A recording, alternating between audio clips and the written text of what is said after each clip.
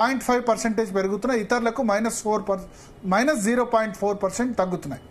So ఓవరాల్గా ఎన్ని seats వస్తాయి ఈ దీని ప్రకారం చూస్తే కనుక ఈ ఓటింగ్ పర్సంటేజ్ ప్రకారం జీ మ్యాట్రిక్స్ సర్వే ప్రకారం చూస్తే కాంగ్రెస్ పార్టీకి 40% ఓట్లు 9 సీట్లు రాబోతున్నాయి, బీజేపీకి 23% ఓట్లు 5 సీట్లు రాబోతున్నాయి, బీఆర్ఎస్ 28% ఓట్లు 2 సీట్లు రాబోతున్నాయి, మజ్లిస్ 1 సీటు రాబోతుంది 3.3% ఓటింగ్తో. హైదరాబాద్ సీటు మరొకసారి మజ్లిస్కు కైవసం కాబోతుంది. లాస్ట్ పార్లమెంట్ సీట్తో పోలిస్తే కాంగ్రెస్కు 6 సీట్లు పెరగబోతున్నాయి. 3 సీట్ల నుంచి కాంగ్రెస్ పార్టీ 9 సీట్లకు వెళ్తుంది. బీజేపీ 4 సీట్ల నుంచి 1 సీటు పెంచుకొని 5 సీట్లు వస్తుంది. బీఆర్ఎస్ 9 సీట్ల నుంచి 7 సీట్లు కోల్పోయి 2 సీట్లకు వచ్చే అవకాశం ఉన్నట్టుగా జీ న్యూస్ మ్యాట్రిక్స్ సర్వే ప్రకారం తెలుస్తుంది. మనతో పాటు Nizamabad member of parliament Dharmapuri Arvind గారు జాయిన్ అవుతున్నారు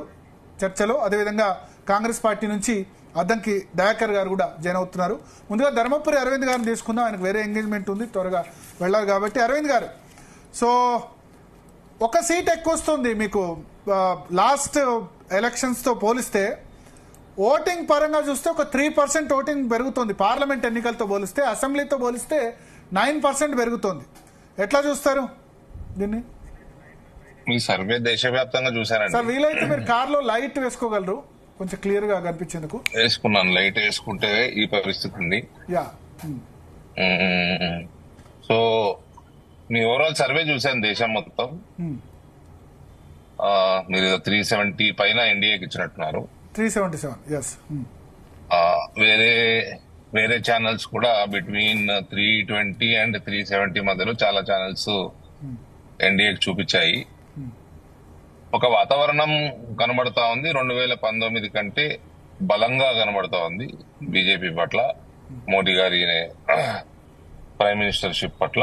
సో ఇన్ని సర్వేస్ చూపించినప్పుడు అది నమ్మాల్సి వస్తుంది. ఆ రకమైన అట్మాస్ఫియర్ కూడా ప్రజలలో కనబడతా ఉంది. ఇక తెలంగాణ విషయానికి వస్తే మీ సర్వే చేసిన మంత్స్ ఎప్పుడండి? ఫిబ్రవరి 5 నుంచి 27 మధ్యలో. ఫిబ్రవరి 5 నుంచి అంటే recent latest survey. Okay, so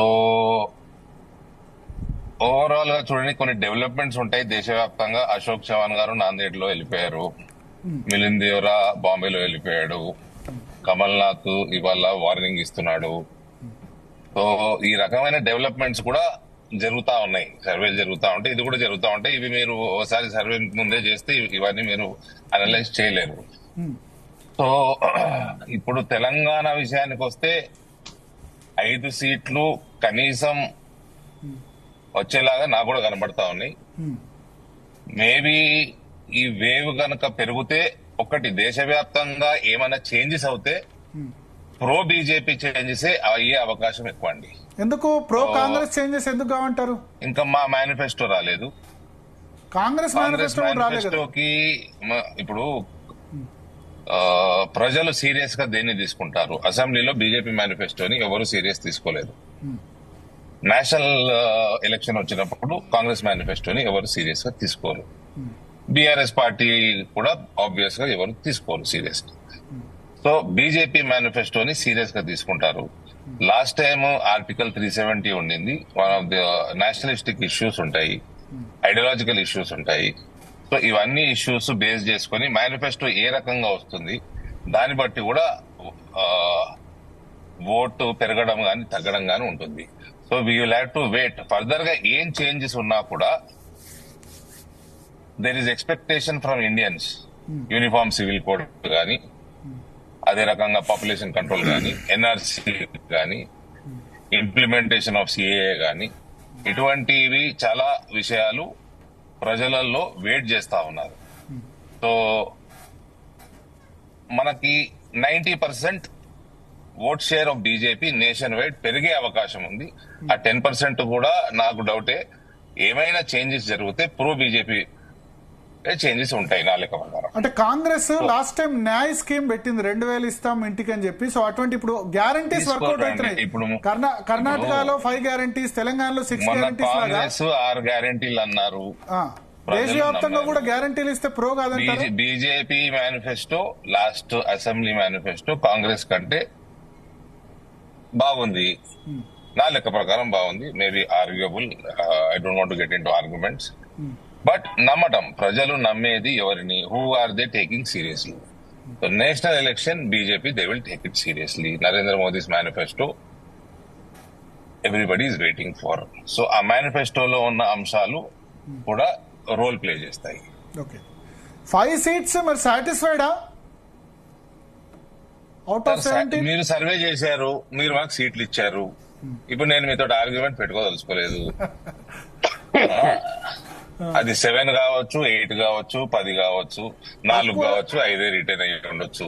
so I'm not getting in to argument. So ఇంకా ఏముంటదంటే, ఇప్పుడు నేను చెప్పాను, కొన్ని కాంగ్రెస్ నుంచి హేమీలు బీజేపీకి షిఫ్ట్ అయ్యారు, బీహార్ లో కొందరు, తెలంగాణలో వచ్చే అవకాశం ఉందా? హిమాచల్ ప్రదేశ్ లో ఒక పెద్ద ట్విస్ట్ జరిగింది. సో ఇటువంటి అంశాలు జరిగినప్పుడు దేశవ్యాప్తంగా మళ్ళీ కొంచెం బీజేపీకి పెరిగే అవకాశాలే ఎక్కువ ఛాన్సెస్ ఉంటాయి.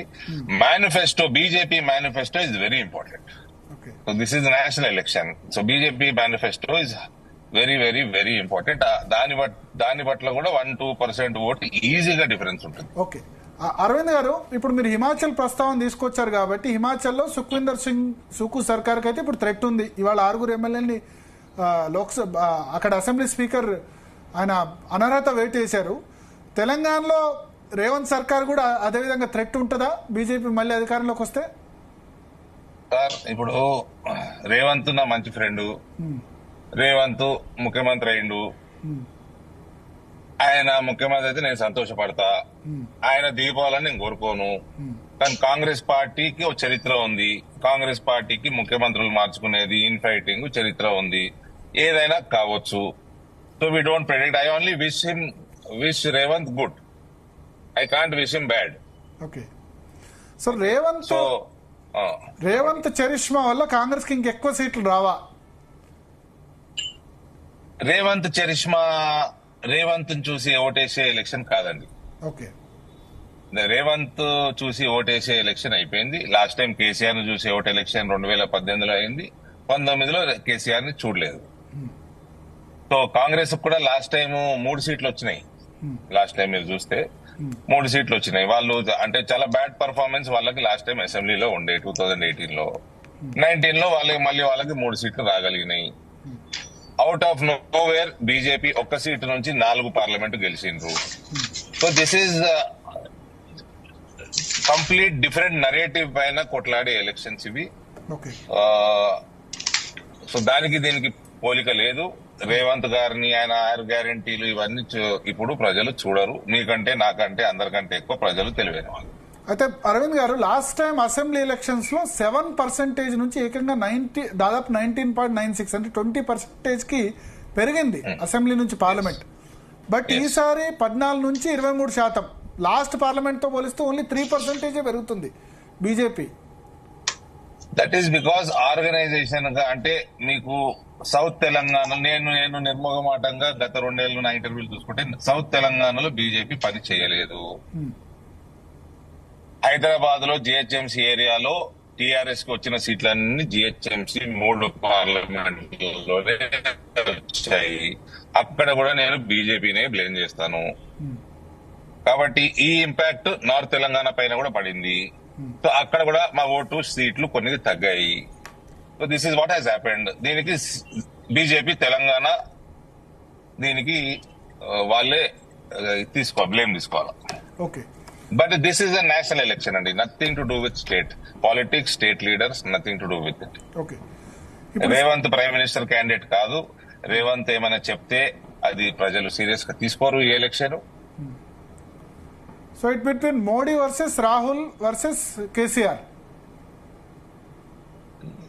Sir KCR again sir. Okay, ఇప్పుడు అంతే అనుకోండి, తెలంగాణలో అట్లే అనుకోండి, ఏం చేస్తాం అంటే 28. కానీ మీకంటే ఓట్స్ మాత్రం టీఆర్ఎస్. కేసీఆర్ మేనిఫెస్టో చేస్తే కేసీఆర్ మేనిఫెస్టో ఎవరు చూడాలండి?